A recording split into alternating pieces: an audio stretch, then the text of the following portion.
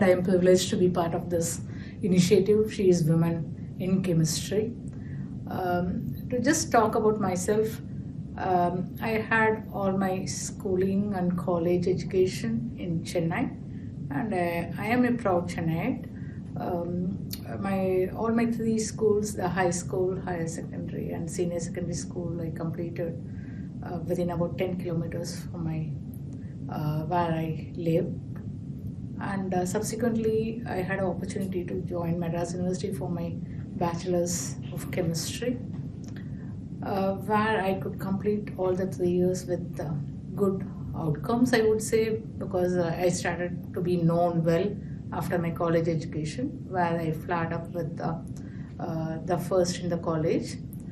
And that took me to a Master's in Science in one of the very privileged university and college in Chennai, Pachapas College, affiliated to Madras University. It was great learning from my teachers throughout this period of my both bachelor's and master's. And I also got to a place where it was really very coveted to be having a first rank in the University of Madras during my MSc. This took me subsequently to pursue my passion in science, and I put myself to the CSIR examination for PhD, where that gave me an opportunity to continue my education.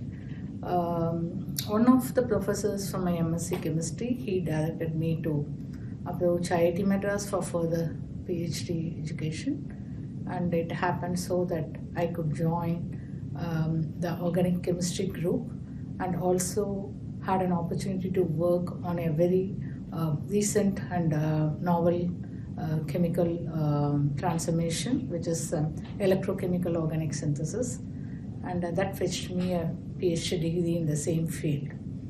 And I wanted to do my postdoc as usual as all PhD completed students from IIT Madras, and I applied for about different professors in the same field and got a postdoc and an opportunity to work in Japan under the guidance of Segadatori.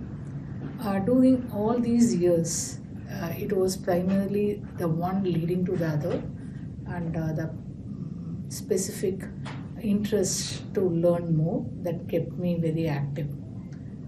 And it was the support from my parents and also from my teachers that helped me to complete these studies successfully. In order to make this also happen, I also had to take up some job opportunities in between my education, which also gave me a good leeway to go to my career, because I can say that I gained some experience through these years in terms of what career to choose and how to just define myself for the future. I am also supported by a very, very supportive family with a spouse and 2 girl kids, and both my girl kids are pursuing their interest, one doing her PhD in biomedical engineering and another one doing her bachelor's in commerce. What has defined me during these years is just grabbing the opportunity as it comes and doing the best in that is the most important learning that I got during this period, and that helps me to stay put throughout the subsequent career life. On the choice of just the chemistry, it was my secondary school teacher who indicated that taking a chemistry line of education will fetch a good career in industry. I had 2 options to begin with, either biology or chemistry, and chose to get into the chemistry education. The laboratory work in chemistry is the one that really fascinated me, because every time when we do a laboratory experiment, the results are the much awaited, right? Like we wait for the result, and just getting the right result was not easy at all times. And whenever we have something not going right, we always had to go back and check on why we did not get what we need to get. And this inquiry about science itself made me very passionate about it. And I feel, as a science student all along, I also feel that it has a lot of connection to our everyday life, whether it is just the water we use, how to conserve water, how to purify water, whatever we do in everyday life. I think science has an answer to it. So I felt it is not just the first choice, but it also made me to stay true put in the science education. It is really a kind of I would not call it as a roller coaster, but definitely there has been quite a number of highs, definitely, and also lows. And by way of going through this experience, I was able to balance it out also subsequently in my later part of career life. To start with, right, like as I indicated, in my education and in my career, I've been quite successful in whatever I started with. In fact, there were a lot of troubleshoot experiments when I joined the lab first, and I was able to come out with resolution of many problems and was able to say that, oh, now I have a process that I can scale up, which was a very positive step. However, it was not as easy as I thought. The moment I completed the lab scale and wanted to scale up, we prepared ourselves much ready for the scale up at a multi-ton scale, and also was excited to start the scale up in our manufacturing plant. The story doesn't end there, because when we went for the scale up, it was not as simple as what we thought it would be. We had a big challenge in my first technology transfer project, where I had to learn a lot about the differences and nuances between what we do in the lab and the plant. That itself gave me enough opportunity to learn about the engineering aspects of scale up, and to all my good times, I would say. The first failure was not taken too critical, and I was given an opportunity to go back and work on it. So I think challenges and lows can come in, but as far as we can take it and make perseverant efforts, we can definitely achieve success. On the personal front, if I have to call, like many other women those days, I had two breaks in my career, and it was not easy, and the projects would not wait for me to go back and start from the place where I left. I had to start something new and also persevere and take things forward with much more both agility and stretch that can help me to go back to the place, to the same place where I left it. So it was, I would say, the perseverance, and again, there's good support from my family helped me to come back in both the occasions. On the personal milestone, definitely I went through what came to me. However, I wanted to make sure that I put the best efforts to cross each level when it came to my own education, as I indicated. So I was determined to pursue my education continuously, not to leave a gap, though I took up some work opportunity. So it was I would not say it is very planned. However, as I get started, I ensured that I take it forward with very high determination and complete each of those, if you have to call them milestones, with a good grade and good outcome. Coming to professional life, yes, I wanted to gain differentiated experiences. That was my primary objective. At the same time, I was also wary of the fact that my support system should be available, so not very much inclined to move out of Chennai. That was two things that I was trying to work on. So my first job was primarily on API process development scale up, which really gave a good exposure for me to plant and technology transfer. However, I didn't want to stay in the same thing, and the CRO kind of work was booming in the year 2000, and 2000, between 2000 and 2005, I made a change to my career to start up in a CRO and work with multiple clients across the globe, which gave me a good segue into doing differentiated chemistries, and also shaped me for the expectations of a customer in terms of communication, the scientific writing, and also communicating the bad in the first instance rather than waiting for good results. So really that was my second phase, I would say. Moving from the CRO, I was looking for opportunities, and now I would say that again coming back to the API industry was really very much satisfying. Today I would say that my third phase of career got me involved in understanding much more novel technologies, nuances of execution, and proactive data understanding, and many different things.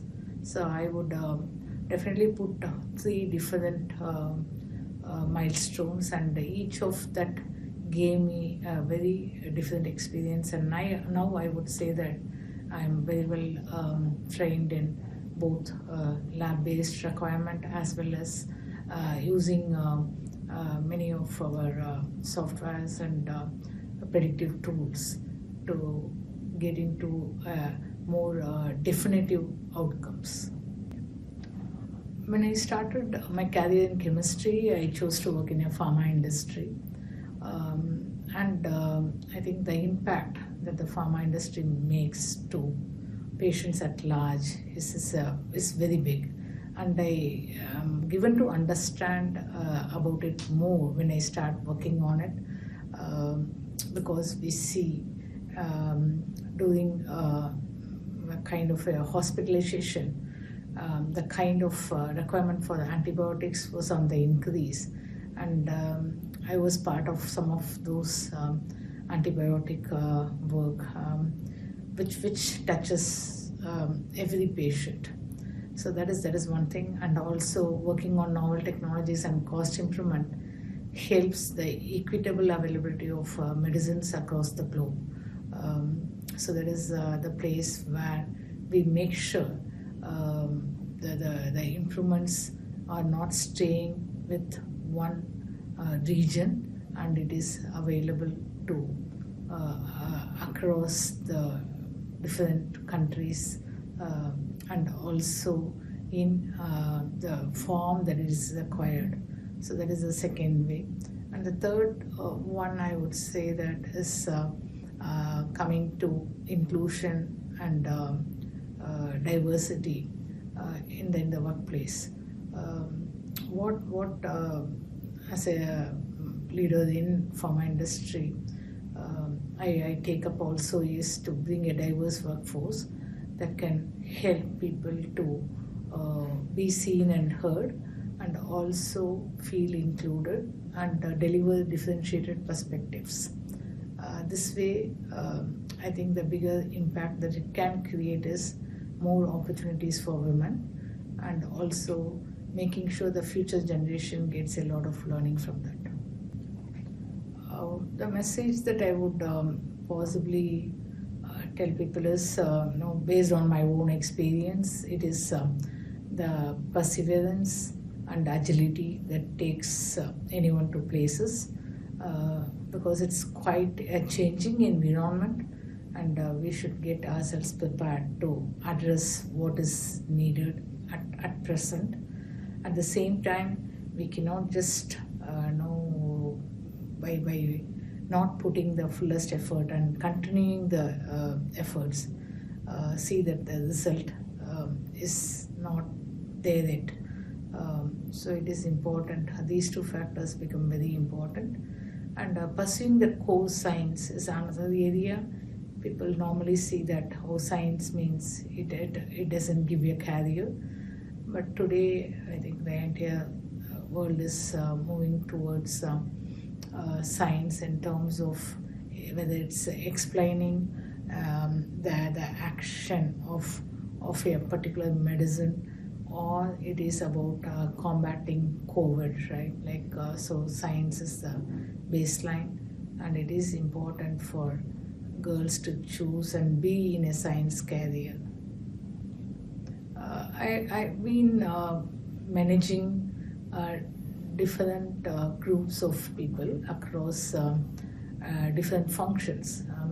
So that itself taught me to be quite a balanced person, and also be a inclusive leader. I would say, as a personal trait, I carry on empathy with me whatever I do and wherever I go.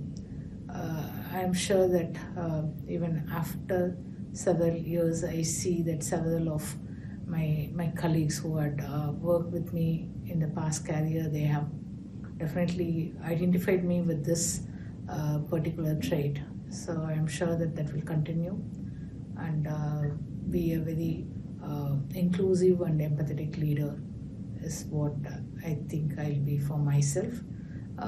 Regarding my personal life, I would want to use the rest of the time to ensure that I participate in science, or in inspiring school children towards science is something that possibly I would want to take up. It is the interaction with scientists that every day is new, and every day there's a new problem that arises, and findings. I would not call it as a solution. At least every time understanding it and finding the why we see what we see is just something that motivates me every day. And then the interactions with very different people on different topics that keeps me very active through the day. I for myself, I always have been listening to music is one of my pastime that gives me a lot of strength, and also long walks are the two things, and making sure that I have the right level of food, and then the weekends I spend time with the near and dear ones. Those are the things that I take care for myself. I spent my growing years primarily focusing on education studies. That was my primary objective. My inclination to do something was primarily towards getting some handwork done, not as being trained in many different things. So I would be inclined to learn some new languages during this time, and also travel possibly within India to many places. These are the two things that's what I'm planning to do. I want to call out the book Drop the Ball. This book talks about you need to be present 100% in what you do, but you cannot be present in everything that you do, right? You cannot do two things at a time. So it is important for us to say at times something not done is not done, rather than saying I would want to do everything. This book gave a very clear explanation of how we can manage my time, and at a given point of time it is important that we be present in where we need to be, and getting those priorities aligned to what we need to do was important. So this book is my Bible, I would say.